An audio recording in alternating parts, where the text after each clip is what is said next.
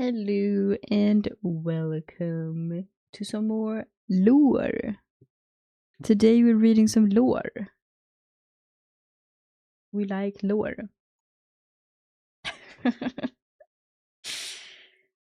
Okay, YouTube intro. Let's go. Oh, and Willie's there. Spread out. Numbing on her little ball with the treats. Full of treats. Just for her. Isn't she lucky? Anyway. Today we are reading some Ornn. Ornn the cutie. What is he? He has horns? Is he a goat? But he's kind of more a cuddly little bear. But he's actually not little. He's like one of the biggest champions there is, I think. I mean, he's pretty damn huge, at least. So let's explore him. That sounds wrong, but let's do it anyway. The fire below the mountain. The one who made the fountain. I have set it off, says Ornn. He is so cute. I love him. Ornn is the Freljordian demigod of forging and craftsmanship. He works in the solitude of a massive smithy, hammered out from the lava caverns beneath the volcano Hearth home. There he stokes bubbling cauldrons of molten rock to purify ores and fashion items of unsurpassed quality.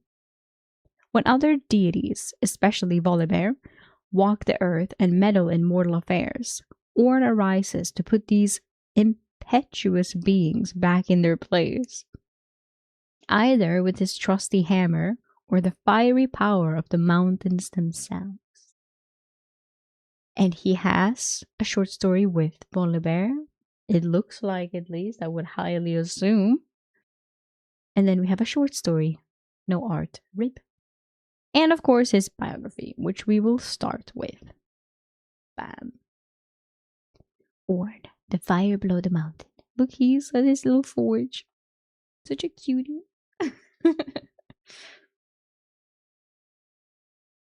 Ornn's name was once spoken throughout the lands that would one day become known as the Freljord. It was widely held that he was the firstborn of the old demigods who had shaped the land itself and brought forth the first snows. More than any other of his kind, Ornn was said to value privacy, solitude, and focus. Beneath a dormant volcano that bore scars from some ancient eruption, he labored day and night, forging whatever his heart desired. The results were priceless tools, destined for feats of legend. The lucky few who have stumbled upon these relics note their bewilderingly high quality. Some even claim that Braum's shield was made by Ornn thousands of years ago and remains as sturdy as the day it was finished. I hope that that's true. In my canon, it's true. No one can be sure, however, for none can find the forge god to ask him. Almost all the tales of Ornn's deeds and accomplishments have been excised from history by his enemies and the slow march of time. The few that remain are remembered by the handful of tribes who can trace their lineage back to a single culture of blacksmiths, architects, and brewmasters. Gragas. This long-lost populace was known as the Heartblood, apprentices who journeyed from all corners of Valoran, the world, and gathered on the slopes of Earth home to follow Ornn's example. I think Valoran is the world, at least. It's not the continent. Despite this imitative form of worship, like corners of Earth, it would say. Okay, I will stop now. Ornn never considered himself their patron. He would only give them curt nods or frowns when they offered up their work, and yet the Heartblood accepted this and was determined to hone their skills. As a result, they came to create the finest tools, design the sturdiest structures, and brew the tastiest ales the world had ever beheld. They believed Ornn secretly approved of their perseverance, and the fact that they were always looking to better themselves in their craft. But in one catastrophic night, all the Heartblood had accomplished was destroyed when Ornn battled with his brother Volibear at the mountain's peak, for reasons no mortal could comprehend. The resultant cataclysm was a storm of fire and ash and lightning so intensely violent that it was seen 10 horizons away. When the dust settled, Hearthome was a smoldering caldera, and the Heartblood were reduced to scattered bones and cinders.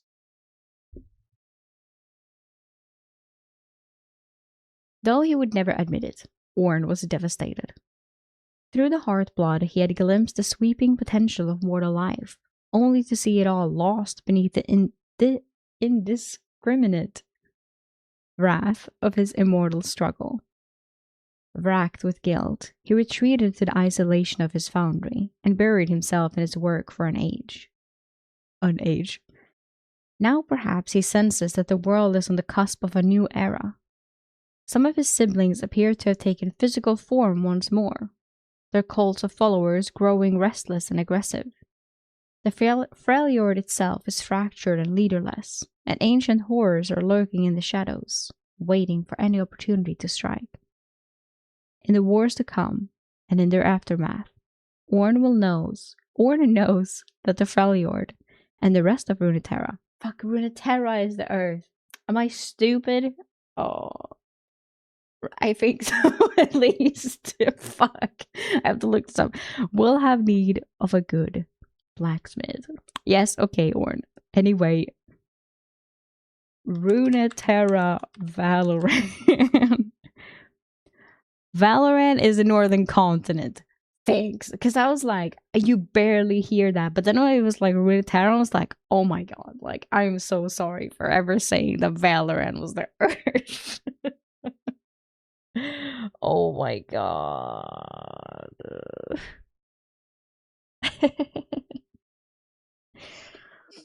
Well,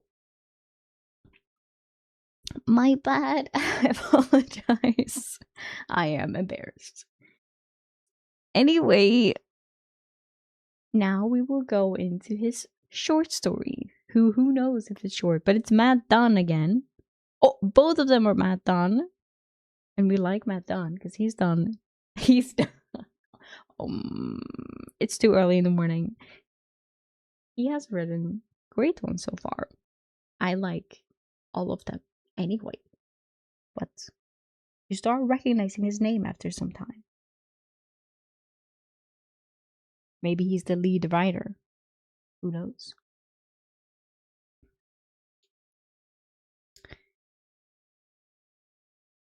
A little yawn? Okay. The Voice from the Hearth by Matt Dunn. No one knew who lit the fire, but we saw the plume of smoke from far away. The winter's claw had driven our tribe north, where the land was so harsh that even our war mother, Olgavana, shivered through the first night. Our Elnuk herd died on the second. At least we had food for the third. But even that feast was a memory as we climbed the mountain with no peak. Legless Creek called it the half mountain of Old Ornn. Our shaman had lost his mind, but Olgavana made us carry the full. He had convinced her that our survival lay at the source of the mysterious smoke. The rest of us believed we were marching to our doom. The slopes of the half mountain were a tortured landscape of black stone. We found the ruins of a forgotten city shown on no map, now just a maze of charred foundations. Creek perched atop Warren's shoulders, insisted it was once named Hearthome. Dark clouds to the east flashed lightning, and winds carried the stench of wet fur and sweet decay. Our scouts did not return. We all knew what this meant, but none of us wished to utter the word Ursin aloud. We climbed until we stood at the edge of a vast crater. Then Creek saw the fire. This was odd, because Legless Creek was also blind. Who is this guy? What is this? In the center of that basin was the source of the smoke venting into the sky.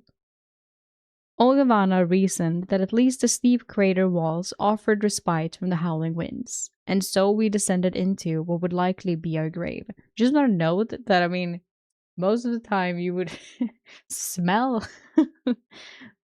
a fire. So I assume that's the insinuation here. Because he's blind. Or he's just like, I'm shamaning. There's a fire. The smoldering terrain proved difficult to navigate, but any halt would mean to bow our heads and accept slaughter. Then we saw the furnace. The doomed structure was the only one that looked handmade. It was crafted like the head of a great ram, with tufts of goat grass in the spaces between the smooth flagstones. In the ram's mouth was a flame so bright we could find it with our eyes closed. We huddled around it for warmth, while Olgavana laid out the plans for our last stand. It was better to die on our feet than shivering and huddled in the cold. Most of us were farmers, builders, menders, and few were skilled in combat like the other tribes. We cared for our elderly, our sick, and our children. Now we were far from the aid of the Avarosans, but war craves only blood and bones. We could only ever stand a chance against the Winter's Claw. If the Urson struck first, our defense would be terrifyingly short. That hideous legion of half-bear abominations would overwhelm us. And soon enough, we heard their battle growls growing louder, along with the clamor of their footsteps. We smelled their stench. Hundreds descended the cliffs, like shadows twisting down the basalt slopes. Basalt? I think. I think. We fashioned spears from our stretchers and sharpened our carving knives on the flint. We would minister the rite of the lamp to our elderly and wounded, and the rest of us would dance with the wolf. It would all be over by morning, Kindred mentioned. No one saw who stoked the fire, but it grew so hot that we needed to back away. Then the furnace spoke, its voice like crackling logs. Volibear is near, it said. Seek shelter now. There is no shelter to seek, Olgavana replied to the fire in the forge. We knew not in whose presence we stood. Enemies are at our heels. The Urson are flanking us. The Urson, and the forge grew hotter at these words, will be stalked. The other problems are your own. The goat grass caught fire. The flagstones grew red hot around the edges, then toward their centers. Steam sizzled from the cracks.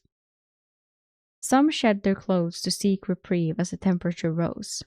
Others fainted. The next wave of blistering heat dropped us all to our knees, gasping for air. I never thought I'd see the day, cried Creek, weeping tears of joy, which he won't since he's blind. Stone began to drip like candle wax. Masonry flowed down the base of the structure. The domed top of the forge melted inward, pulling the rest of the outer shell into a molten pool. A flash of orange light blinded us, briefly silhouetting a humanoid figure. Then a geyser of flame spouted into the air. Drops of molten rock hardened on the ground at our feet. Where the massive forge had stood, there was now a hulking beast, its form blurred by waves of heat. There it was, the forgotten legend Creek always told us about. Old Ornn, as tall as 3 frost pines. The ancient forge master cooled rapidly into fern form, lava dribbling down his chin and hardening into a braided beard. His eyes were glaring embers. In one hand he carried a hammer, in the other he hefted an anvil with equal ease. We gathered behind our war mother. Olgavana gripped Felsveig, her true ice axe, and approached Ornn. If the Urson are your foes, we will fight by your side, she said. Then, in a gesture unbecoming of an iceborn war mother, she bent the knee and laid her weapon at Ornn's feet. Felsveig's true eyes melted, revealing an ordinary bronze and iron axe beneath. Damn, he melted the fucking true ice. Ornn isn't fucking around. I had never seen true ice melt. No one had ever seen true ice melt. We felt it wise to join Olga in her kneeling. He's like, yep. Ornn grunted. Stand up. Kneeling is death. He looked to the gathering thunderstorm swirling overhead. I will deal with the Ornn. Do not follow me. He lumbered toward the advancing horde, who charged forward with a vicious speed. We could see his fire reflected in their large eyes.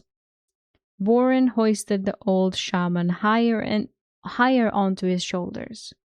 Old Ornn swinging his hammer, he pounds valleys from mountains. The legless fool half sung. We watched in stunned silence as the creature stood alone against the Ornn.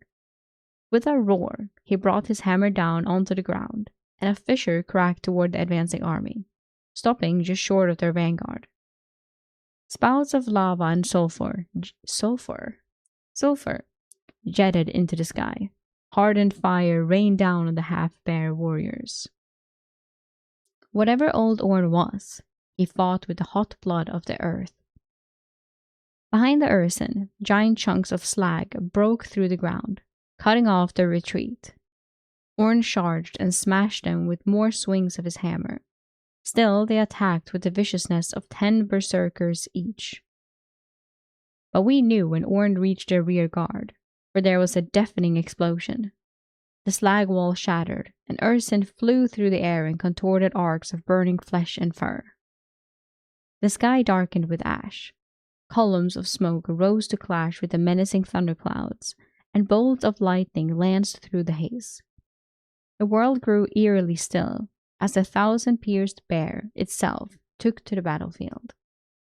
We could see its telltale shape. Spears, swords, tusks, all were stuck in its hide. Lightning followed in its wake, and it laughed. The answering blare of the horn shook our insides. Lava bled from the black cliffs. Rivers of fire flowed down the slopes, rushing toward the valley basin, and formed a surging wave. Bolts of lightning stabbed back at the cliffs to cauterize the wound in the rock, and a thick, caustic fog blanketed the entire caldera. We saw only blue-white bolts and hellish crimson explosions filtered by the thick vapor. The heat from below the ground scorched the soles of our boots. Then we saw the surging wave of flame form into a great stampeding ram. Ornn charged at the molten beast, catching the thing he had named as Volibear between his shoulders and the lava ram. The force of the explosion toppled us all. The legless shaman was thrown 100 paces from Vorn's shoulders, laughing the whole time. I like Creek. We waited all night for the great cataclysm to overtake us, but it never came. We only heard the roars of the 1,000-pierced bear and the gruff bellowing of the forge ram. When the pale lifted in the late morning, we saw that the slopes around us were covered in chunks of hissing scree, and unnatural columns of crusted basalt rose at odd angles from the ground. As we realized what stood before us, we recoiled in horror and awe. The Ornn were frozen in stone, their faces petrified masks of agony. We did not see any sign of Ornn, nor Volibear. We had no time to look either. The hunting horns of the Winter's Claw announced their approach.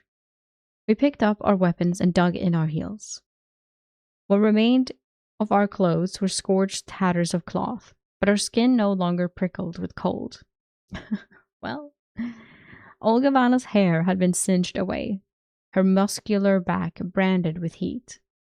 Her once true ice axe was bronze and iron, as naked as we were. She had never looked stronger. Wow! Our blood boiled, our stomachs growled. We were raw and blistered, bare and exposed. We smeared our chests with ash in the shape of a hammer, and ram horns upon our faces.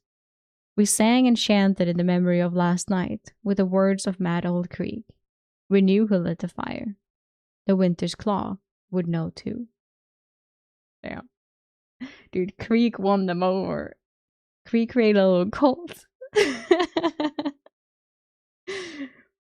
I mean, with all right, what they saw was what they saw. It was real, but it's like yeah, humans. You know? It's funny. Okay, that was very good. I like that. Volley Bear as well. Ornn's bro. Real bro. And we have the next and last short story. Yeah, okay. The Lost Tales of Ornn. Also by Matt Dunn. I have never seen the Forgotten God. My grandmother told me these tales, but she never saw the Forgotten God either. Nor did her grandmother before her, or hers before her, 1,000 times over. His legends endure only around crackling fires and meals of roasted fish. The further back we trace our ancestors, the truer the tales become. The children's weary faces lift a little higher. Firelight dances on their cheeks, but pain lives in their eyes. Gods dwell around us in the sky, in between clumps of soil and behind the veil of stars. We need only to seek their favor, to channel their being into our hearts and deeds. For instance, on the sea, it is so cold that your eyeballs might freeze solid in their sockets. No, it's true. But when sailors rub blubber on their faces and think about the Seal Sisters, whose true name is forgotten, they are protected from the icy ocean winds. Others, such as Volibear, refuse to allow their own legends to fade, and still stalk this world. He demands sacrifice and forces obedience, much like the Ursin. They have all heard the tales of the half-bear abominations. Fear makes the children lean closer to the fire. Oh yes, little ones. We may speak later of the bearskin storm-bearer, but the less said about him, the better. Like grandmother used to say, once they lean closer to the fire, they're yours. Instead, these stories concern the firstborn of the gods. Ornn was the firstborn of his brothers and sisters. He leapt into the world, itching for a fight. This was not so easy, however. Trees were weak adversaries, snapping far too easily. Icebergs melted at his touch, running away into the sea. Frustrated, he punched a mountain. The mountain did not yield. Ornn was pleased by this, so he challenged the land itself to a good-natured brawl. As Ornn wrestled with the land, he dented and bruised it, shaping all of the Freljord that we know today. He headbutted mountains from the plains and pounded down deep valleys. When he was tired, Ornn thanked the land for the glorious match. The land responded by opening a fiery pit, showing him its very heart, and he was honored to see it was a reflection of him, a fiery ram. The land had deemed Ornn worthy and bestowed its secrets to him, gifting him the strength of primordial flame, for fire is the true agent of change. He looked at the landscape that was the result of his fight and nodded. It would do. After this, Ornn set himself to building tools and weapons. The natural second option. After beating the earth. My ancestors must be smiling, for at this moment a light snow begins to fall. Gentle flakes settle on the children's furred hoods, and they stick out their tongues. Did you know that there used to be no snow in the Freljord? I asked them. The children looked confused. It's true. Our lands have always been the coldest in the entire world. But in the early days, there was only bitter, dry air, and no such things as storm clouds. It was during the early, cloudless and cold days that Ornn built a house. He made it of the finest lumber. The magnificent home spanned 3 valleys. Can you imagine that? After completing his majestic horn hall, Ornn appraised his work. Good, he said. There were the days before language, so this was a compliment indeed. Now his sister Anivia was annoyed. Ornn had felled her favorite perching trees to build his home, so she decided to teach him a lesson. While Ornn was sleeping, she flew in through his bedroom window. Then she tickled his nose with one of her feathers, causing him to sneeze a gout of flame that set fire to the bedsheets. The bedsheets set the floor ablaze. Anivia panicked and flapped her wings to fly away, but this only stoked the fire hotter with the dry Freljord air. Soon, all of Horn Hall was alight. And fucking Anivia is like committed arson. The fire raged for days, darkening the skies with ash. Of course, Ornn slept through the whole thing. He awoke atop a pile of ashes in a very bad mood, for he had not had a restful sleep. But he did not know what Anivia had done, and to this day she has never told him the truth. I complimented my own handiwork, and look where it got me, said Ornn, surveying the damage. Never again will I pat myself on the back. I shall let the quality of the work speak for itself. Ornn had one goal in particular for his next home. He did not want it to be flammable. He fashioned himself a spade, a lever, and a fork. With these tools, he could dig for ore, move mighty pillars, and eat the delicious spiced cherries he so enjoyed. He hammered and shaped chunks of ore until a black mountain stood. Inside was a great forge that channeled the primordial molten flame from deep within the earth. He was pleased with his hearth home, but it was too hot inside to dwell comfortably, even for Ornn. So he dug a trench from the sea, straight to the mountain. The Seal Sister allowed cold waters to rush through the trench and cool the hearth home. Great plumes of steam rose up. It took 3 days for the mountain to cool enough for Ornn. In that time, the ocean that fed the river dipped several inches. By then, so much steam had risen from the waters that the perpetual blue sky was mottled with darkening grey clouds. As these new puffy forms gathered and cooled, they grew heavier and heavier until they burst with snow. It snowed for 100 years. This is where the Freljord still has so much snow today. One of the children frowns at me. If Ornn did so much for the world, then why is it only you who knows the stories about him? She asks. The girl is young, but has already seen so much hardship that her hair has several shocks of silver running through it. There is one tale that answers this very question, I reply. Would you like to hear it? The children's eager faces says it all.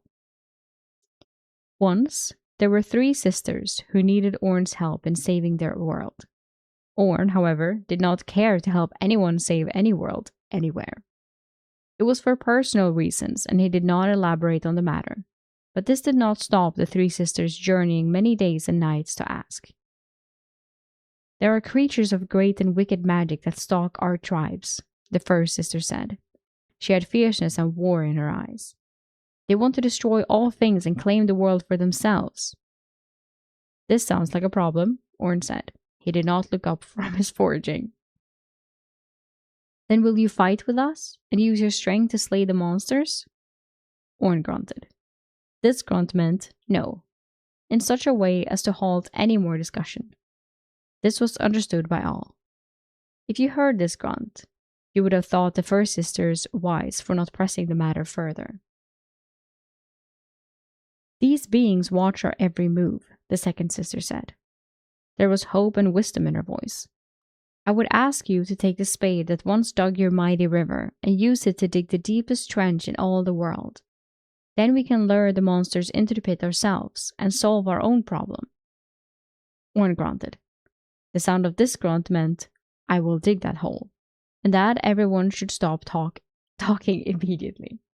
This was understood by all. If you heard this grunt, you would have thought the second sister wise for not pressing the matter further.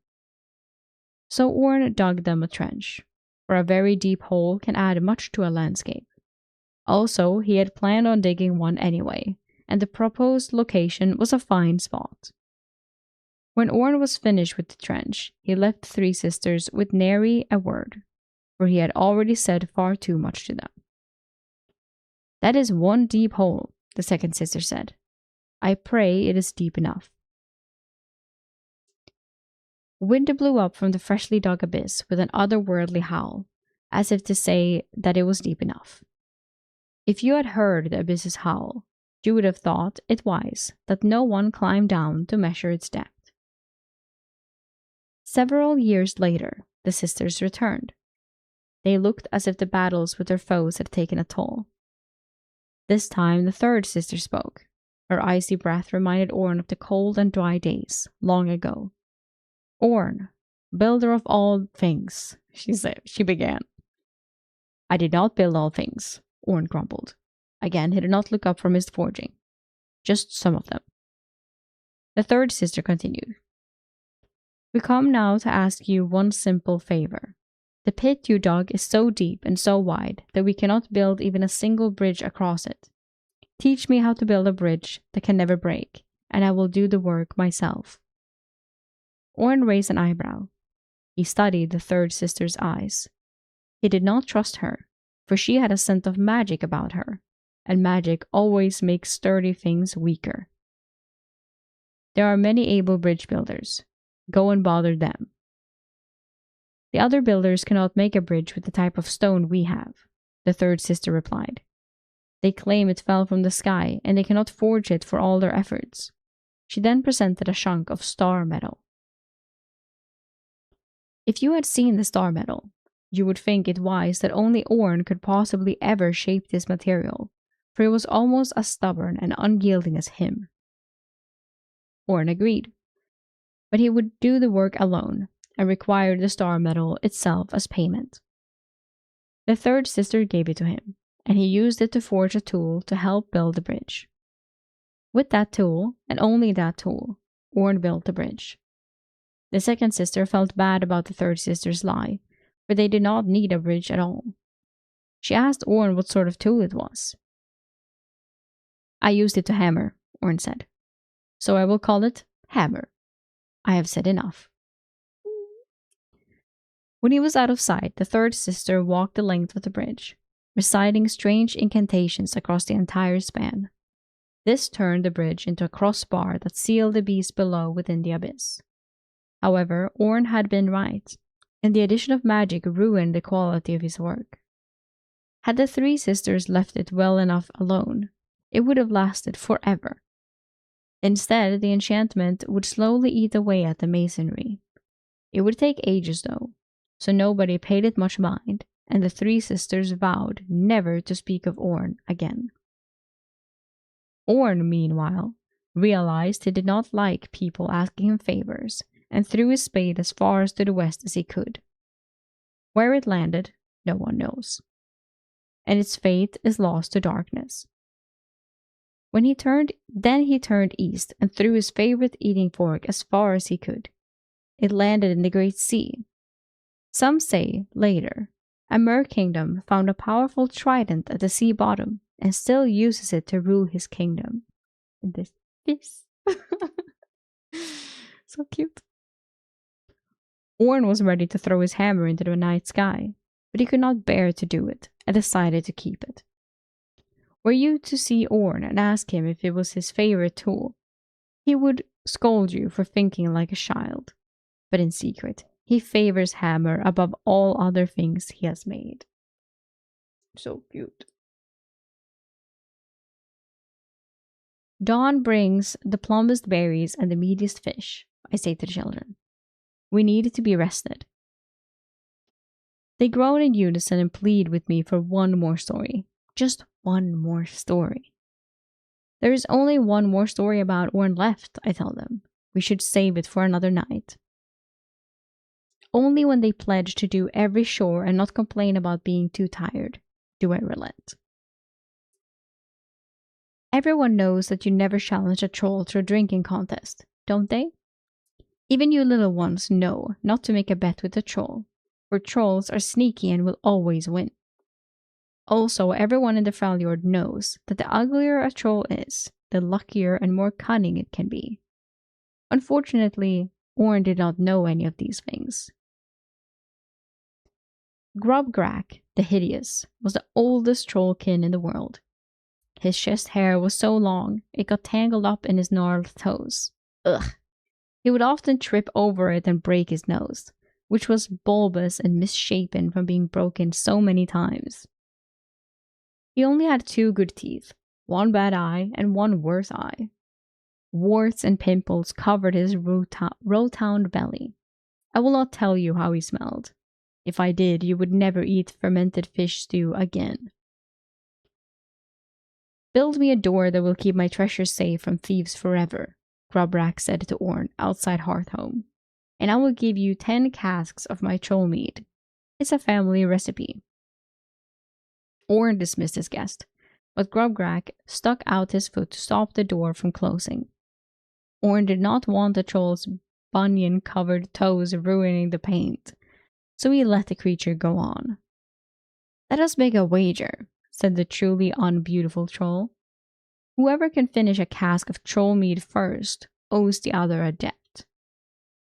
If it will make you go away, okay. Ornn had never been beaten in a drinking contest. Everyone knew this back then, and now you do too. At least it will be good to have a drink, Grubrak replied, and his smile warped one of the Hearthhome's pillars. While Ornn's back was turned, the troll slipped a shard of true ice into a cask and handed it to his challenger. They toasted in the jovial manner of the Freljord and drank. Ornn found the troll mead watered down, and he did not like it. However, Grubrak was halfway through his cask. With his own cask still almost at the brim, Ornn tipped his head back further and drank until he thought he would drown. But Grubrak slammed his empty cask down and belched, and the fire in the oven turned a sickly green. Ornn coughed and spluttered. What is wrong? Grubrak teased him. Are you choking? Then Ornn noticed the true ice in his drink. It was perpetually melting and watering down the troll mead. No matter how much he chugged, the true ice had replaced it. He smashed the cask with one hand. You cheated, Ornn said. His angry voice set off an earthquake that sunk a few islands. Of course! What other advantage would an ugly troll like me have against a mighty Ornn? In truth, the ugliest trolls have almost all the advantages in the world. But Ornn did not spend much time with ugly trolls, so he wouldn't know that. But now all of you little ones do. A deal is a deal, Grubrak reminded him. My word is as good as hammer, Ornn grumbled, even if I was cheated. So Ornn labored for 10 days and built the single best door anyone had ever built. He adorned it with a ram's head, like his own, and the one at the heart of the Freljord. It was impervious to magic and pickers alike. Grubgrak was so impressed with the quality of the door that he was speechless, which is very rare for a troll. Ornn fastened the door in front of the troll's cave, which was on top of the troll's mountain, and where all the ugliest trollkin in history had hid their treasure. With a grunt, Ornn trundled off, leaving Grubrak admiring his new door. When he had regained his wits, Grubgrak realized it had been a day since he last counted his gold, and he was growing anxious. But he could find no way to open the door. None at all. Grubgrak tried brute force. The ram-faced door did not budge. Then he tried to strip the paint with his foul breath. Again, the door did not budge. Lastly, he tried to pry the hinges from the cave wall, but alas, the door was fixed to the mountain so firmly that the troll only heard his shoulders trying to shake it loose. He was locked out. Grubgrak stormed into Ornn's forge. What trickery is this? He shouted. His breath was so bad, the forge fire nearly flickered out. There is no trickery, Ornn replied, stoking the flames back to life. You told me to build a door that would keep your treasures safe from thieves forever, and I did. This door will stand longer than the mountain it is on. No one can break it. I made it just as you asked. But I cannot get inside, Grubgrak cried, and I stole nothing from you. Time is more valuable than gold, Ornn said. So you are a thief, and my work is as good as my word. Grubgrak tried for years to get back inside his treasure, but the door never opened for him, and he could not even find the keyhole. With each attempt, the ram-headed door stared back at him, an eternal reminder of the time he cheated Ornn. And if you listen carefully up in the mountains, you can hear greedy old Grubgrag's wails of anguish before any avalanche, even to this day. The children are fast asleep, snuggled into each other around the fire. I carry them one by one to the orphan's tent. Our tribe hasn't much to share, but we are not the Winter's Claw. The last child is still awake by the fire. He lies on his side. Those stories aren't real, he says with the tiniest voice. The stories aren't real. It's the legless boy. Krieg! Krieg! We found him half dead after our own village had been raided. We couldn't leave him. I couldn't leave him. So I wrapped his wounds in bandages and carried him on my shoulders. It has to be Krieg. I love him. I think they're made up or changed to help us go to sleep. A story is as real as we believe it is, I tell him, as I settle down next to him. There is a God who is good, but he doesn't care about us. I nod slowly. I can see why you would think that, but it is not true.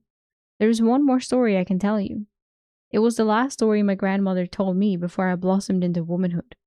She wanted me to be ready, for it is not like the others. But I think you have seen enough to be ready. What do you think? The boy nods. I draw him close to my chest and begin. Once, long ago, before the splintering of the Freljord, Ornn had a legion of smiths who lived at the base of his mountain. They claimed to worship Ornn, but if you were to ask him, they were misguided, for he would say he had no followers. Still, it is true that they built themselves a little town, and that it was filled with folk who wished to make the finest things in all the world. There were thousands of them. They made tools, they made plows, they made carts and armor and saddles. They built furnaces and homes. They called themselves the Heartblood, for they never felt the biting cold of the Freljord, and could tolerate the immense heat bubbling beneath their bare feet on the slopes of Hearthhome. They became the finest craftspeople in the world, and their workmanship was surpassed in quality only by Ornn's. Occasionally he would appraise their work. If he liked what one of the Heartborn had wrought, he simply said, passable. Maybe Ornn is German. This was a mighty compliment from Ornn, who had learned long ago to let good work speak for itself. Do you remember that tale? Ornn never admitted that he admired the Heartblood, but deep inside his chest, his volcanic heart churned with respect for the hard-working people. They did not kneel or offer him sacrificed flesh. They did not turn his words into scriptures and spread them across the land to people who did not want to hear them. Instead, they focused on their work in silence. They were imaginative, resourceful, and hard-working. These Heartblood folks made Ornn smile, although nobody knew because they couldn't see the smile underneath his beard. Oh. One day, Volibear came to visit his brother Ornn. This was no friendly stop, for Ornn and his brother were never friendly, nor had they ever visited one another before. The Great Bear was going to make war and needed weapons for his army. Ornn saw the army. Fierce aberrations, men twisted into other shapes by their efforts to please Volibear. They were simple and fierce and quick to anger. Give them swords and axes, Volibear demanded, with wicked intent.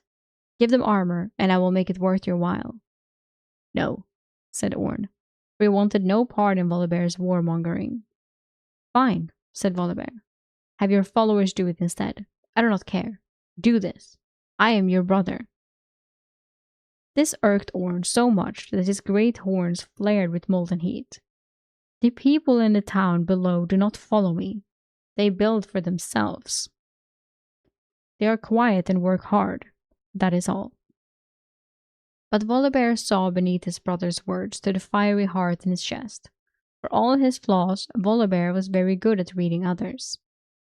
They are a reflection of your own image. Ornn's horns grew red-hot and then white-hot. If I see you again, Volibear, I will beat you within an inch of your life, he growled. If you have heard his threat, you would think it wise for Volibear to leave and never return. But Volibear loved fighting, and he was not wise, so he took a piece of armor from the walls of Ornn's forge. If you will not make me what I want, then I will take it. With that, Ornn charged at Volibear and smashed him with his horns. It was so powerful a blow, the summit of the mountain shook.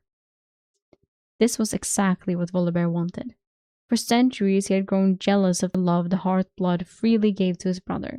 It enraged the Warbear. They fought for 8 days. They fought so hard, the base of the mountain trembled. So fierce was their fighting that molten stone exploded from the peak of Hearthome. Lightning strikes barraged the mountainside, and geysers of flame gushed from the cliffs. The skies grew black and red. The blood of the world ran through the highlands as the ground shook. People all over the Freljord saw the results of the battle between Volibear and Ornn. When the smoke cleared, the mountain had lost its peak. But worse, the Heartblood were all dead, and their town was nothing but smoldering ruins and a fading memory. For many centuries, the half-mountain once called Hearthome has stood silent. Every now and then, a plume of smoke arises from the crater where the peak once stood. Some say it is Ornn, lighting his furnace to keep the fires under the surface of the world from going out. Others say he is building a great weapon that he will one day unleash. And there are others still who believe Ornn was killed by Volibear, for he has not been seen in the Freljord since. And so, Ornn's name and tales have been lost to time and written out of the histories. These few stories, passed on around our meals of roasted fish, are all that remain. That is a sad tale, which means it is the truest, the legless boy says. Looking up at me, there is a tear in his eye. What do you believe happened to Ornn? I believe when the great builder returns, I tell him, it will be to remake the world. The boy laughs. I would like to see that day. Maybe you will.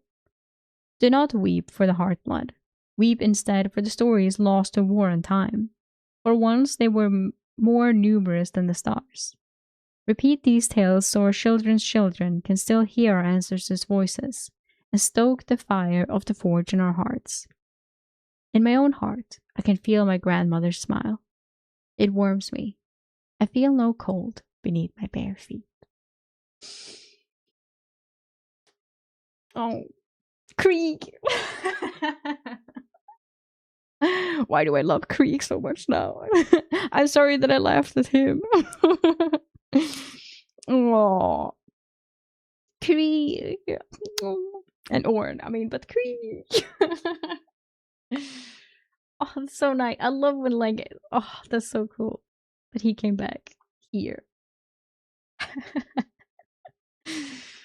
Oh. Well, that was Ornn.